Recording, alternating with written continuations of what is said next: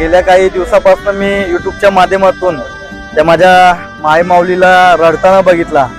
जे श्रीनाथ केसरीला तो दख्खन हरवलेला आहे।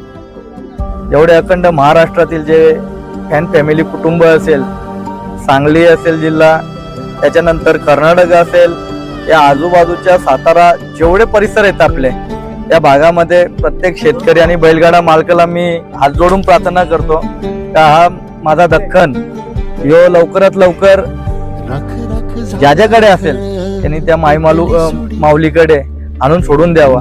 त्याला कोणत्याही प्रकारची रक्कम लागत असेल, काही लागत असेल, त्याला आपण त्याच्या मोबदल्याने मी स्वतः करताना देईल। आणि लवकरात लवकर दख्खनसाठी जेवढी आपली फॅन फॅमिली कुटुंब असेल प्रत्येकाने तो दख्खन शोधून द्या, हीच मी सगळ्यांना प्रार्थना करेल हात जोडून।